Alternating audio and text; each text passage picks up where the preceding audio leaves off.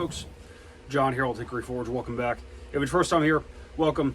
So what's going on today, real quick? As you know, I'm not as active on YouTube as I would like to be, and that's really just because of lack of time.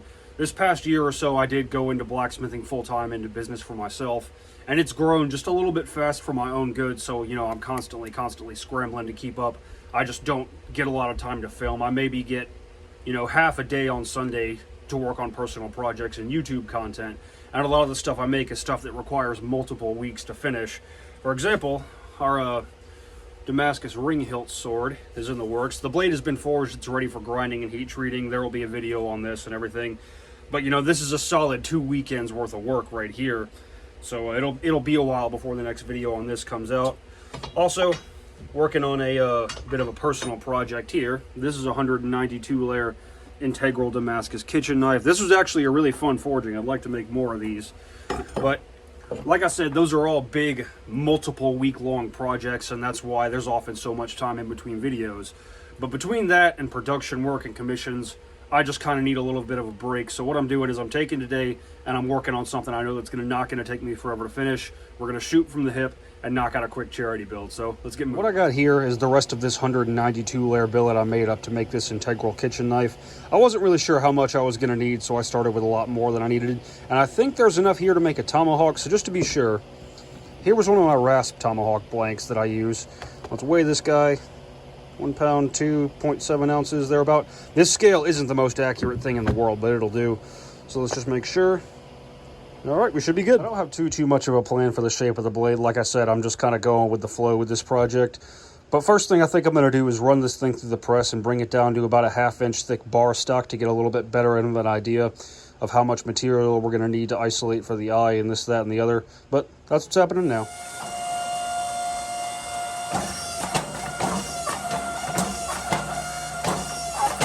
What I've done here is run this thing through the press using a piece of scrap 1/2 inch square as a kiss block to get a relatively uniform thickness.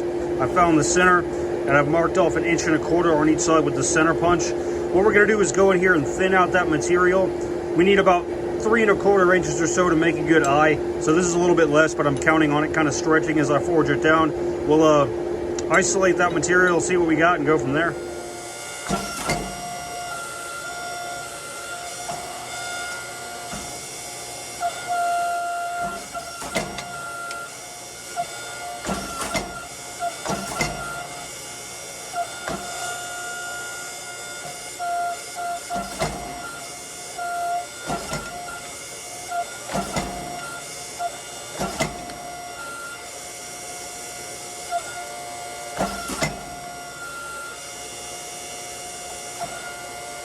Alrighty, so we got the material for our eye isolated. It's down to about 1/4 inch thick.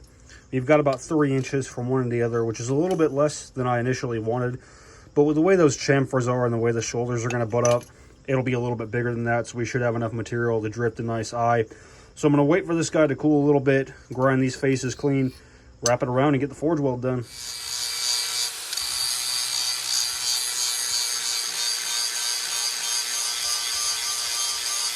We got our welding surfaces nice and clean. So what I'll do is I'll get some heat on this guy, throw some flux in here and bend it around. And then at about a dull red heat or so, I'll use the press to really push these welding surfaces together, get any gaps that might be in there out. And then I'll probably set the weld by hand. Whenever I make axes or whatnot like this, I like to set the first couple of welds by hand, just you know, it only takes a couple of seconds to run it here to the press, but I'd rather maximize my chances of success. So that's what's happening now.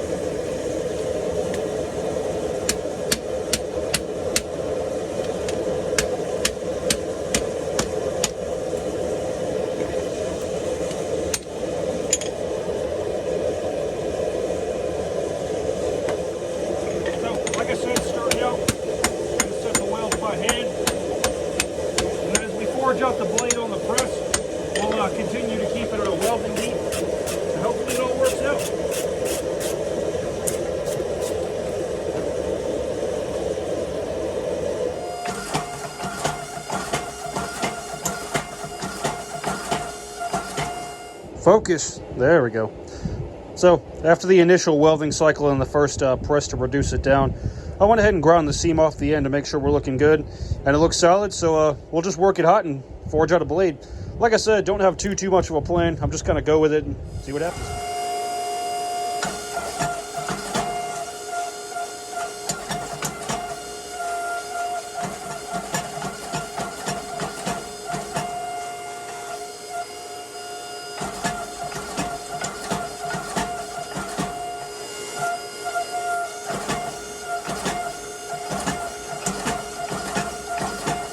So, in between reducing the stock down on the press, I'm bringing it to the horn of the anvil and kind of pressing up the profile. Nothing to it, really.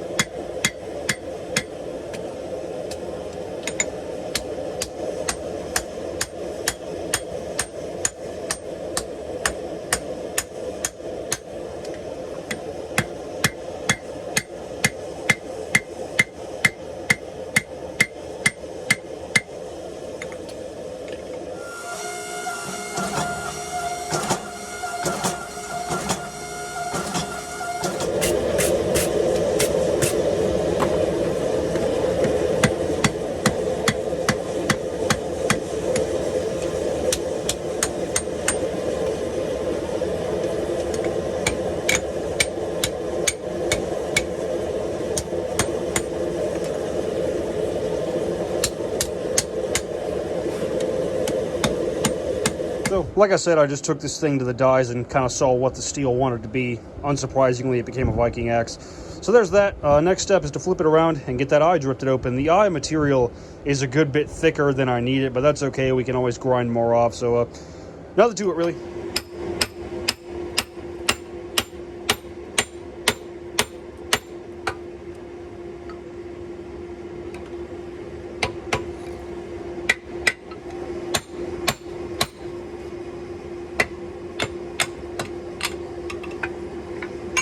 So, one of the last steps is just chuck the cutting edge up in the vise, stick the drift in, and kind of bring everything into line.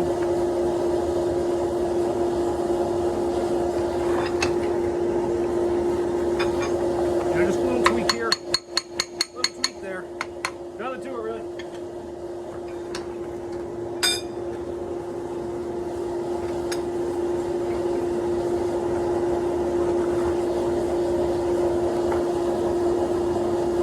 So here's what I mean. We got our cutting edge nice and centered. Everything's good and straight. That's far from my prettiest wraparound weld, but it is solid, so we'll be okay. But we'll just gotta cool and we'll get it profiled out, hit the grinder, get it heat treated.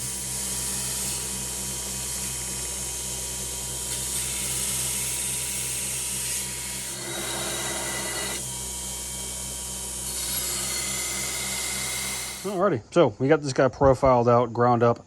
I've gone ahead and taken it pretty far up the grits, so hopefully after the quench, all I really got to do is knock off the scale, polish it out a little bit, and be ready for the etch. That way there's less chance of me having to grind through my touch mark. There is a hammer mark right there that I can't really get out, which annoys the crap out of me. And like I said, far from my prettiest wraparound weld. It's been a while since I've done one of these. It is solid, the axe has a good solid ring to it, so I'm not worried about structural integrity at all. But let's get this baby heat treated.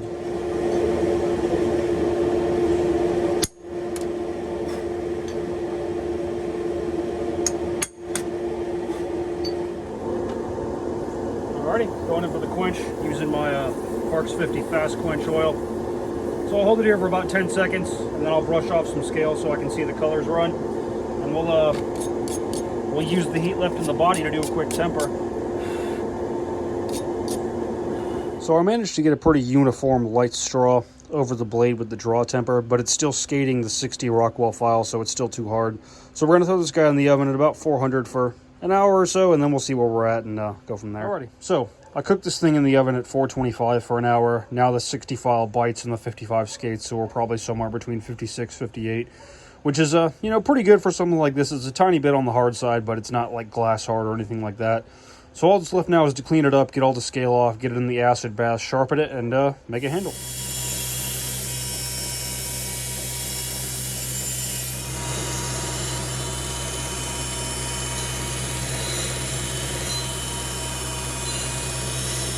We got this guy polished back out. It looks dirty because I've been touching it with my hands and everything. It'll be cleaned up before the etch. So before I do that, I want to go ahead and get the handle made. Normally, or used to be, I would use these here mass-produced hickory tomahawk handles. But the last few batches I've bought, I've been pretty unhappy with the quality, and I ended up not using most of them. So I've kind of just got in the habit of making my own. So what I got here is a nice straight grain piece of ash, and we'll just shape out a handle real quick.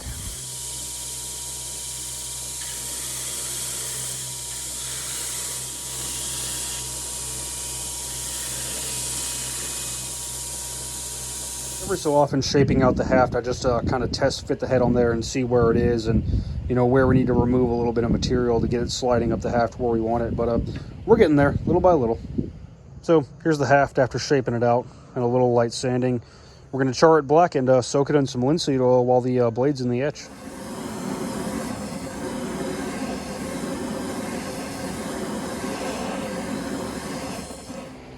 So something I actually didn't think about until just now is that guy's not going to fit in the PVC tube I normally use to do my acid etching.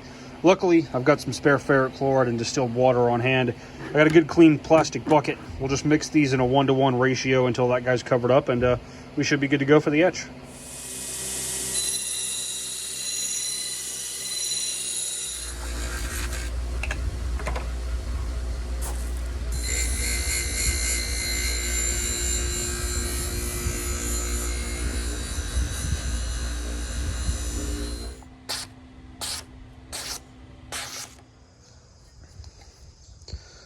So here's just a bit of a better look now that the sun's out.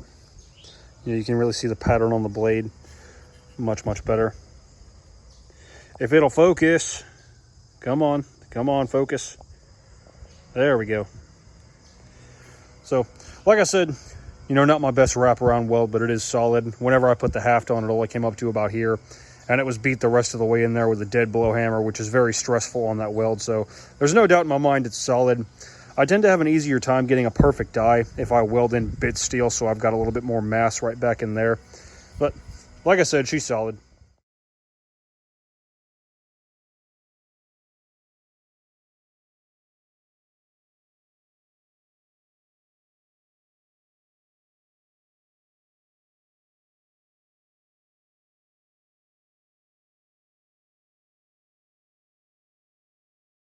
So here's our axe all finished up. All in all, even though this isn't my best wraparound weld ever, I'm really happy with the way it came out. It's solid, it's beautiful, cutting edge is good and centered, so it indexes well. Cutting edge is just under 5 inches, it's about 4 7/8. The whole axe weighs 1 pound 2 ounces, so it's light, fast, be a good thrower. But there's that. So like I said at the start of the video, I really just kind of needed a break from the big projects, and I've been wanting to do more charity work, so I had some spare Damascus laying around. I decided to take a personal day, and this is what we came up with. So this guy right here is going to be raffled off. Today's October 5th. I figure we'll go it through the rest of the month. We'll end the raffle on October 31st, Halloween. If you want to get in on the raffle, slots are 10 bucks a piece. Like I always do it, you can buy as many as you want, and we'll draw the winner live. Everything left after shipping this guy to its new owner is going to be donated to the Wildland Firefighter Foundation. What they are, I'm a bit late to the party, but I was a little bit inspired by Alex Steele's Pulaski build. He did a really awesome job. But what they do, their organization, is they help provide financial support to the families of wildland firefighters who were injured or killed in the line of duty. And it takes some pretty serious guts and grit to be able to do the kind of work they do. So I got mad respect for them, and I just thought, with everything going on, the wildfires still burning on the West Coast, that would be a good place for the money to go.